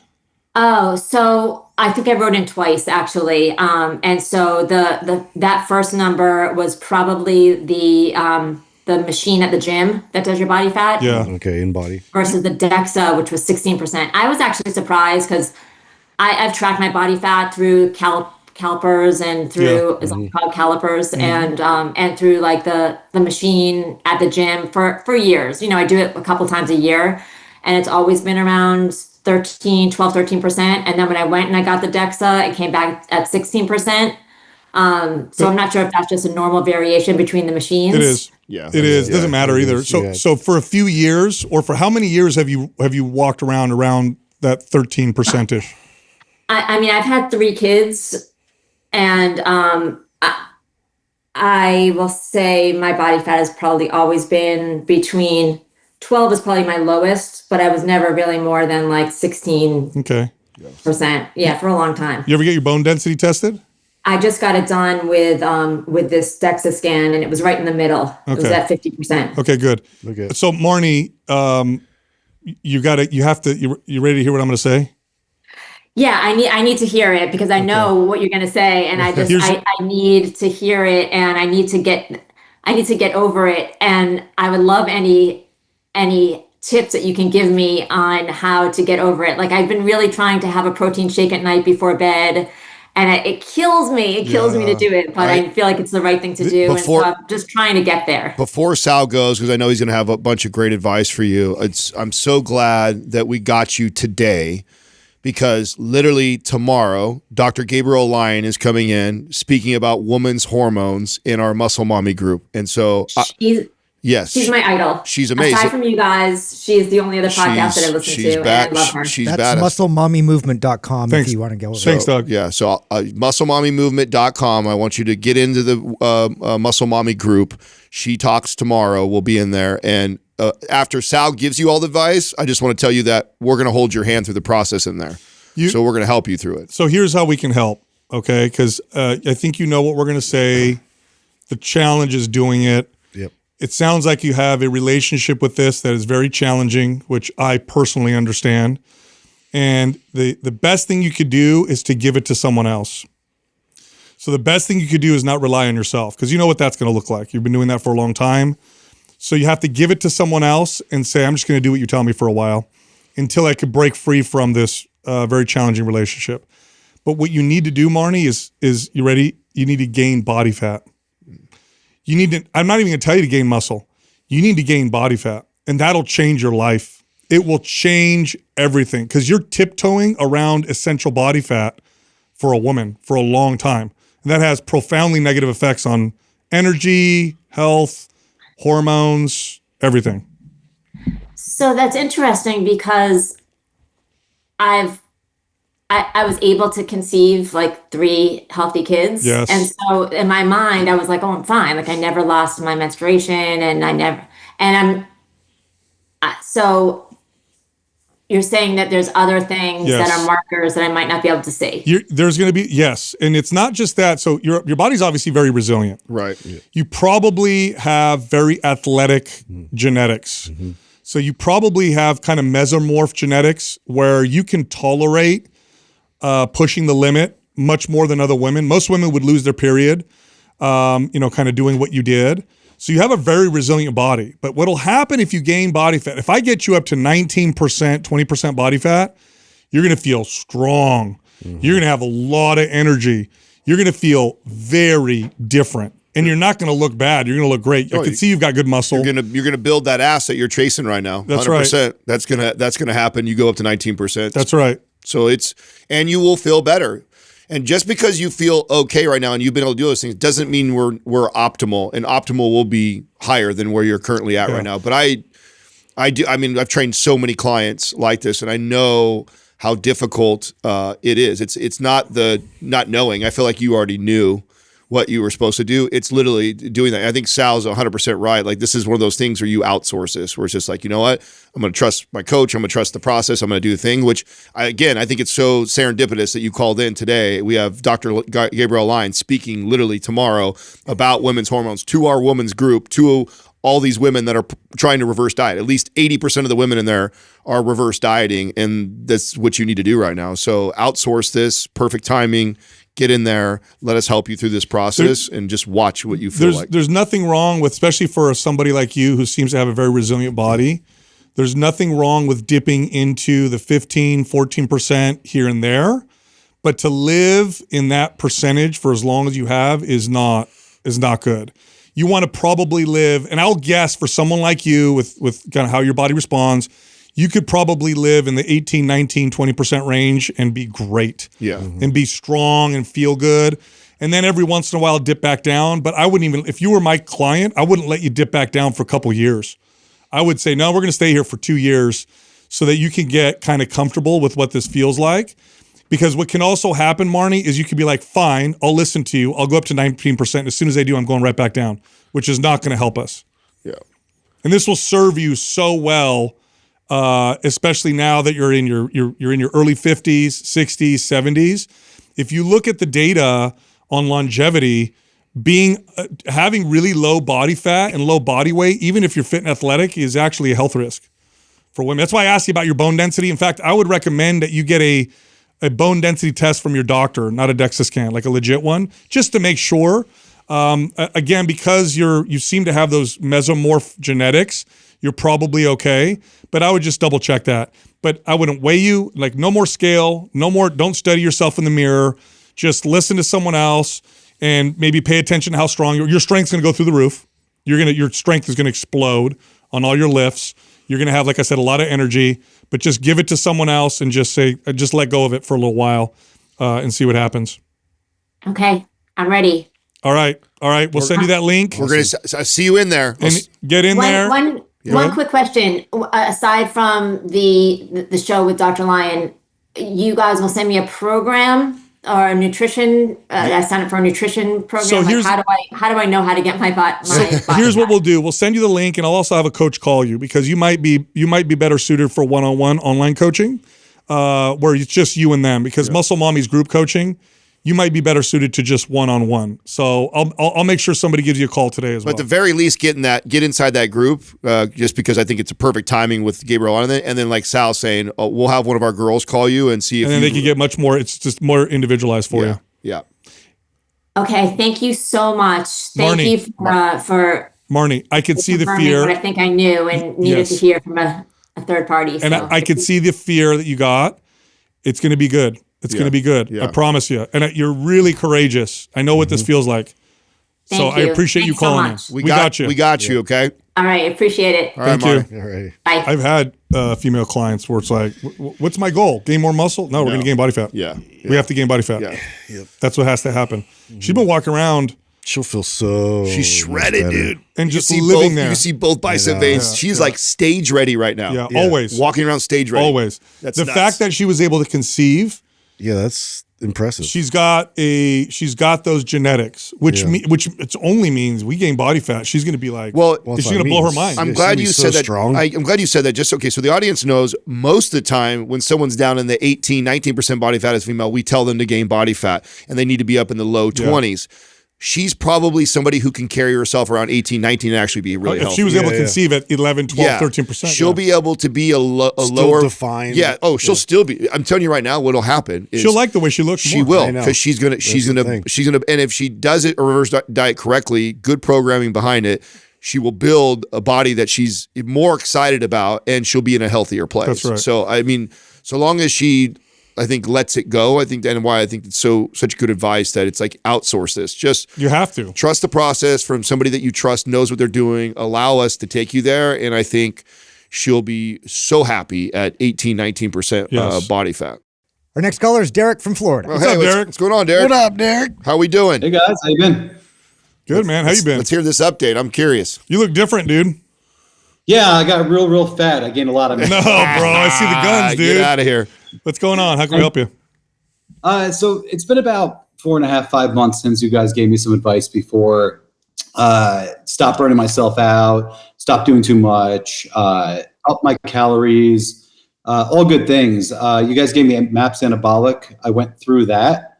Didn't really know where to go from there, so I ran it back on Anabolic Advanced. Mm-hmm. And I'm in the middle of that now. I got about 3 or 4 weeks left, I think. I'm heading into the last phase now. Okay. I started TRT treatment. I kind of felt like enclomiphene wasn't really doing it for me. Started that back in July, so I'm at about 12 weeks now of treatment. And like I mentioned before, I took Adam's advice and reverse dieted myself up to 3,200 calories per day. As a reminder, I'm 6'2", so a little bit bigger of a guy. My results, my weight did increase. I went from like 235, 240 up to about 250. My handheld body fat calculator is showing that I've lost about 2% body fat, but I'm still over 20%. So, not really where I want to be yet. I'm sure my TRT gave me some water retention, things like that to cause some of that weight gain. I have received compliments on, as you mentioned, the guns and some body changes, but I feel I have a long way to go. So here's my question. I wanted to try to lose some of the excess fat. I still carrying a lot around my waist. My arms, my legs, my chest, they're all great, feeling pretty solid. But it's been a fighting battle on my waist since my early 30s. It kind of makes me look more dad bod and not so much fit. I don't want to lose what I've built, but I also don't want to keep gaining a ton of weight. my goal isn't to be ridiculously ripped, but I'd like to be maybe like 15, 16% body fat at the end of the day, and more at a healthy weight.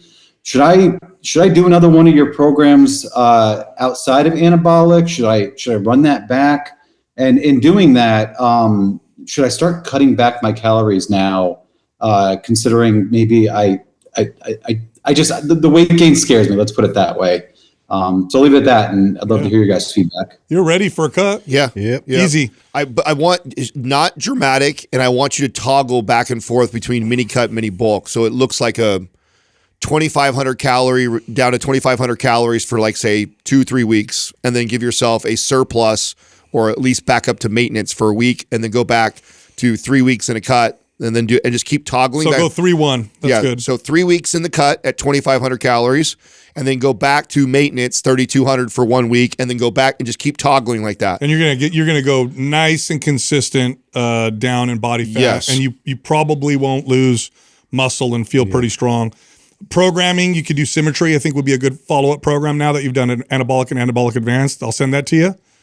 You're doing great, dude. Yeah. You're doing real good. Yeah. You are. You're in a good place too right now, because I think before your calories were quite a bit lower especially for your activity and size. So now that you're up to a healthier place, you're still not high. I would not consider these high calories for a guy your size. Like that's still on the lower end, but at least healthy, good range, enough that we can play with cutting a little bit. So, but I wouldn't cut you dramatically, because in fact, you're on TRT. As long as you stay consistent with your training, and those are good whole food, good calories, good protein. Most of that is going to get partitioned to building muscle. Yep. And so we just want to cut a little bit, and that'll help lean out, for a couple of weeks, and then put you back to surplus. That'll hopefully keep the muscle, or even build a little bit of muscle, and that you're just kind of toggling back and forth. Shaving down. You'll probably drop 5% body fat in maybe 4 months, 5 months over that process, or less. But I'm giving you kind of a long range. So it's going to feel like a nice, consistent workouts feel good, especially when I go up to maintenance for that week. I'm feeling stronger and just nice, consistent, getting leaner process. And I want you to, the only thing I want you really to measure right now is just to use your waist, circumference around your waist. Yeah. Just pay attention to that. Yeah, and because you could potentially just weight stay very similar because you got a lot of good muscle, and you might just keep building a little bit. By the way, reverse diet and you went down in 2% body fat. That's great, dude. That's incredible. Yep. You've done great, and you're in a really good place right now. And and I think the thing that will be encouraging is to just keep an eye on that waistline and see you probably hang on to all that muscle and just slowly drop your inches off your waist. Now here's a way you could mess this up. Okay, one way you could mess this up is in that week of maintenance. Instead of going up to maintenance, it's like, this is my week of cheat meals. Yeah, don't do that. And then it goes like crazy, and then it washes out the difference. Great point. And then it could turn into a we kind of just maintaining, because it's 3 weeks of a cut and 1 week of a massive surplus. I'm so glad you said that. Don't take what I'm saying as your maintenance or bulk as like a eat whatever the hell you want that week, because she's right. It's literally controlled. It's still controlled. Yeah. You're just going back up to 3,200 calories. Okay. One question on the follow up on the diet part of it. The way I've been working it now is I've been averaging 3,200 throughout the week. So I still have the cheat meal at the end of the week. I try to bring my calories back on that Saturday. And if there's a reason that like we have a barbecue or kids out in the pool and there's drinks around, I want to still be able to have some flexibility. So I've just been I just want to make sure that having those fluctuations. Totally. I don't have to. Totally okay. No, that's fine, dude. Just know that now the average is 2,500. So it's same strategy, and you still can have a little bit of that flexibility on those days, totally. But in that 3 week quote unquote cut, your average needs to be 2,500, which means maybe some of the days are 22 because you have a day that's 3,000. Yep. So it needs to average about 2,500 a day for those 3 weeks, even with that built in. And then now if you can, try and make those extra days on the week where you're more at maintenance. But I understand that life doesn't always work out that way. Yeah. So it's totally fine. Just make the average 2,500 and then go back to maintenance on the 32. And just, not to throw a wrench in this, but just because you don't have to do it this way. But in my experience, the easiest way to do the cuts is to cut the carbohydrates down during those weeks of the cut. It's just a more black and white, kind of easy, simple, especially if you're not trying to macro count everything. It's like very easy kind of way to cut calories for some people. So that's just one approach. It doesn't have to be that way though. Yeah, it's kind of what I was thinking. I don't really want to take away from my protein, and when I cut fats, I kind of feel like garbage. So. Same here. So Yeah. Dude, you're doing good. All right, bro. awesome. Yeah. you're Awesome. doing- yeah. And Symmetry, what kind of program is that? I haven't researched it much. Is that like a 3-day week still or more? Symmetry, I believe, is more. It's very unilateral, except for the first 2 weeks. It's 5 days a week, right, Yeah, Doug? is it 5? Yeah. Yeah. Well- Does that work for you? Yeah, you have Yeah, I can make in it. between. Yeah, because you're But following anabolic advance, which is more days a week than anabolic. So, yeah, no, Symmetry. You're gonna love Symmetry. We'll send that over to you. And then after Symmetry, go back to anabolic. Okay, cool. And I want another update because I'm excited what happens right here. I think Yeah, you're, dude. Yeah, I think you're gonna be really happy. You're killing it. Yep.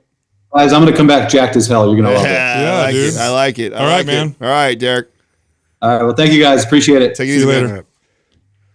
It's so funny when people say dad bod, because the truth is when they do that data, it's not that women like dudes with a belly. Women like dudes with muscle who aren't shredded. It's typically what it is. Yeah. So it's like since some guys around 18%, 19%. Dad bod isn't supposed to be just a fat, No. like beer belly. You just look strong. Yeah, you just look strong and yeah, you just You not look like like you work shredded. out. You look like the average person would look at you and go, "Oh, he he works goes out. to the gym." Yeah. Yeah. So you don't look. You don't walk in and people go, "Oh shit, he probably competes." Yeah, yeah. Yeah. You go, "Oh damn, he lifts weights." Yep. Like that's to me what that looks like. That's right. Look, if you like the show, come find us on Instagram. We'll see you at Mind Pump Media. All right, I know you liked that episode. If you did, check this one out. Shredded, ripped, defined, single-digit body fat. Yes. You want to get there? Let's talk about it. Difficult. And is it worth it? That's a follow-up question. Yeah, to that. first off, we got to say that, okay, so single-digit body fat, obviously, body fat percentages that can be represented by one digit, like 3%, 5%, 6%, 9%. That's ripped for men. For women, Add 10%. yeah, exactly. You go up about